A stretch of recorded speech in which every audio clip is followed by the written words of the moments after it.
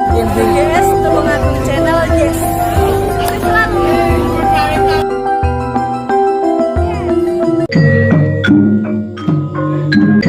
Bapak Ibu yang saya hormati, banyak ide brilian yang lahir dalam forum ini, terutama misalnya disampaikan oleh Ki Dalang Sungkono. Saya membayangkan ruangan ini pada akhirnya nanti akan menjadi ruang publik kebudayaan. Apa pentingnya ruang publik kebudayaan? Itu adalah ruang tempat di mana berbagai elemen sosial masyarakat, mau politisi, birokrat, pelaku kebudayaan, aktivis berjumpa karena ketersediaan ruang. Tulungagung itu ada banyak ruang, tapi belum tentu bisa menjadi ruang publik kebudayaan. Nah, saran saya pada pemangku, terutama Bopo Hariyuwono, menurut saya cukup modal ruang ini dijadikan sebagai ruang publik kebudayaan. Ada perpustakaan, ada bengkel kreatif, ada pelaku seni, ada pekerja sosial dan seterusnya, yang setiap saat punya momentum bersama, tidak hanya dalam diskusi besar seperti ini. Taruhlah diskusi besar ini hanya perayaan saja, sisanya adalah dialektika mewujudkan itu. Nah, apa fungsi lain ruang kebudayaan? Ya menekan negara. Perwujudan Pancasila ini melalui negara. Negara jangan dibiarkan terus-menerus tidak beres. Karena itu, ya, sikap para pelaku kebudayaan yang sebagiannya anti politik itu juga perlu dievaluasi di kemudian hari. Karena tidak ada saluran menjaga negara kecuali melalui politik salah satunya. Nah, kalau ruang publik kebudayaan ini menguat, ya, pusat kekuasaan itu akan mikir 1000 kali kalau membuat kebijakan yang anti Pancasila itu. Karena ada kontrol sosial yang sangat kuat. Saya ulang sekali lagi bahwa dalam kehidupan demokrasi kontemporer, kualitas demokrasi sangat ditentukan oleh kualitas civil society. Siapa sih civil society? Ya, orang-orang yang berkumpul ini. Ada berbagai latar belakang kan, tentara, dosen, pekerja kebudayaan, aktivis, pelaku seni. Ini suaranya adalah suara Tuhan, Pak, yang harus didengarkan oleh para pemangku kebijakan. Nah, ini harus jadi ruang publik, Bobo Hari. Itu pertama. Nah, yang kedua, saya misalnya ya, menjawab lanjutan. Ruang publik itu akan berbicara banyak, terutama mengkomunikasikan Pancasila kepada generasi yang bukan baby boomer. Baby boomer itu kan acara itu perlu persiapan tuh. Nyusun anggaran dulu, proposal dulu, noto kursi dulu. Generasi hari ini, acara itu setiap detik. Mereka punya ruang sosial yang tidak kita miliki. Nah, bagaimana ide kreatif kebudayaan Pancasila itu bisa diterjemahkan dalam bahasa generasi hari ini? Ya, karena ini ruang publik kebudayaan, mestinya ada para pekerja kreatif yang bekerja di wilayah itu. Animasi, konten kreatif, produksi-produksi film populer. Kapan kita memulai memikirkan itu? Tentu hilangnya P4 harus kita tangisi. Hilangnya pendidikan moral Pancasila harus kita tangisi. Tapi menangis saja kan tidak cukup. Hari ini, betapapun P4 sudah tidak ada, pendidikan Pancasila mungkin akan susah dipulihkan lagi. Anak-anak kita sudah semakin tidak mengenal. Tapi kalau para budayawan, pekerja budaya ini mampu mengisi celah kosong di ruang publik kebudayaan yang lebih artifisial, yang lebih digital, itu pasti terwujud. Itu yang kedua. Yang ketiga, saya senang dengan konsep selamatan itu. Senang sekali. Dan yang disampaikan Ki Dalang Sungkono nggak main-main. Ada seorang peneliti dari Amerika, lama sekali tinggal di Banyuwangi, namanya Andrew Beatty. Dia menulis buku berjudul The Varieties of Javanese Islam. Varietas-varietas Islam Jawa. Dia menyebut selamatan itu titik temu, ya, yang saya bilang ruang publik kebudayaan. Mau mau orang Islam jenis abang, jenis priayi, jenis santri, mau Kristen, bahkan yang tidak punya agama, itu bisa ketemu di ruang selamatan. Maka selamatan oleh Andrew Beatty itu disebut ruang multivokal,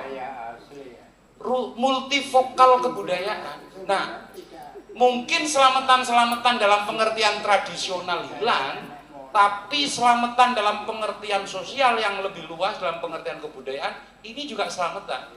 Nuansanya selamatan sekali lah. Gitu, diskusi tapi kita merayakan nuansa multivokalitas itu. Multivokal itu. Nah, itu menurut saya agenda terpenting sesudah ini. Benar, kalau kita diskusi sekali lagi tentang Pancasila, orang bosan, Pak. Agenda terpenting hari ini, saya ingat persis kata Pak Soekarwo di masa-masa akhir kepemimpinannya sebagai Gubernur Jawa Timur. Waktu itu BPIP menyelenggarakan seminar internasional Pancasila dalam Taman Sari Peradaban Dunia, penyelenggaranya pemerintahan Provinsi Jawa Timur. Saya menjadi bagian aktif dari kegiatan itu. Pak Karwo bilang begini, Pancasila itu sudah firm, yang kurang apa? Rosone, gak ngerenjel blas nang urip. Jadi tugas kita itu adalah menjadikan Pancasila itu ada rasanya gitu loh dalam kehidupan itu. Caranya kontrol pemerintah, kontrol negara. Masuki ruang-ruang politik tidak harus menjadi politisi, tapi menjadi kekuatan sosial yang mengontrol negara dan pemerintah. Nah, bagian akhir Mas. Manunggaling Kaula Gusti apa hubungannya dengan Pancasila? Saya kira Mas Sugeng bias Islam. Saya nggak anti Islam, saya ini dosen Universitas Islam. Spiritualitas kita dalam kosmologi kuno, Mas Sugeng. Sri Kertanegara itu di puncak spiritualitas, tapi dia raja loh. Dalam wawasan kosmologi kuno kita, yang spiritual itu politik, yang politik itu spiritual. Kita hari ini nggak mampu menjangkau. Kan cita-cita semua kerajaan di Jawa itu kan mewujudkan dunia kayangan ya ke bumi. Bumi itu tata lakunya seindah kayangan, yo adil, yo makmur. Raja menjadi penting karena dia adalah antara dunia antara kayangan dan bumi. Dan itu Sri Kertanegara. Tidak ada satupun indikasi mistisisme di masa kuno yang membuat orang anti dunia. Justru sebaliknya, dia turun dalam gelanggang karena saya kira Mas Sugeng juga mengabaikan argumentasi kejawaan. Manunggaling Kaula Gusti itu tidak sendirian, ada buahnya. Makanya belajar pada penghayat kayak Ki Dalang Sungkono itu. Buahnya itu memayu-ayu ning bawana loh. Jadi orang menyatu dengan Tuhan itu nggak ada maknanya pada dirinya sendiri dalam konsep mistisisme Jawa, kecuali dia berbuah menjadi memayu-ayu ning bawana. Saya kira itu. Jadi kita saja lupa, kayaknya kualitas nenek moyang kita itu jauh lebih baik dari kualitas spiritual kita hari ini, kualitas wawasan pengetahuan kita hari ini. Karena itu kita perlu menggali lebih jauh. Nah, saya juga bilang bias Islam karena Manunggaling Kaula Gusti yang berdiri sendiri itu hanya ditemukan dalam Suluk Malang Sungsang, dalam Cabolek. Seolah-olah Syekh Hamengrogo itu lari dari dunia. Itu kan hanya dalam Cabolek.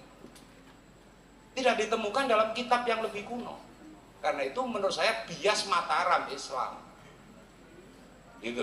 Itu nah, menurut saya mari kita jadikan ini sebagai ruang publik kebudayaan. Elemennya sudah genap, tinggal gerak. Tinggal digerakkan gitu. Gitulah kira-kira.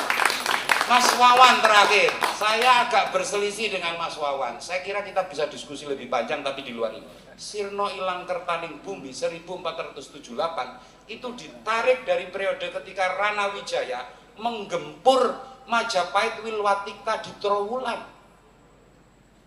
Sesudah itu Majapahit dipindah ke Kediri dengan nama Daha Wilwatikta. Jadi ada 3 serat yang agak menyesatkan dari Kediri. Babat Kediri, Gatolojo, Darmo Gandul. yang isinya sama-sama bercerita tentang siapa?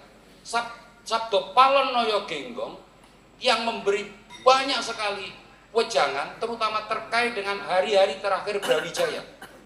Harus dicatat, Brawijaya itu selesai era kekuasaannya justru di tangan Rana Wijaya, sama-sama terah keturunan Majapahit di periode Sirno Ilang Kertaning Bumi, ketika Kedaton masih di Wilwatikta Trowulan. Serangan Demak itu baru terjadi pada 1520-an ketika terhadap Daha Wilwatikta. Jadi Sultan Trenggono itu tidak menyerang ke Wilwatikta Trowulan, tapi ke Daha Wilwatikta Kediri di bawah kekuasaan Girindrawardhana. Saya kira ada banyak sekali data sejarah yang berselisih. Kita harus diskusi lebih banyak. Menurut saya titik kuncinya sekali lagi adalah titik temu. Semakin kita membaca Darmo Gandul Gadolucung itu, kita akan semakin jauh dari titik temu. Bahwa itu kekayaan budaya ya, kita baca ya, tapi kita harus punya sarana yang lebih baik untuk mengklarifikasi data-data kesejarahan. Pak Dr. Budi, terima kasih. Lanjutkan The Justing itu dalam berbagai segmen, akan semakin kaya, akan semakin baik. Bila perlu ya kita nanti kerjasama. Karena waktu ini Ratu Adil disebut, orang sudah antipati dulu karena menganggap itu kosmologi lama, tidak tahu ini adalah suatu konsep yang bisa dirasionalisasi untuk kepentingan kebangsaan Indonesia ke depan. Nah, kalau raja itu harus sekualitas Ratu Adil, siapa yang mau jadi raja di Indonesia? Kira-kira itulah. Dan kalau rakyatnya cerdas, menuntut raja seperti Ratu Adil, ya kita akan semakin dekat dengan cita-cita pendiri bangsa pada kesentosaan, gemah ripah lo jiwa. Terima kasih, selamat malam. Rahayu. Kita beri tepuk tangan kepada Bapak Wangkol Firdaus atas pemaparannya. Saksikan terus BGS Tulung Agung Channel. Yes. Jangan lupa like, comment, and subscribe di YouTube ini.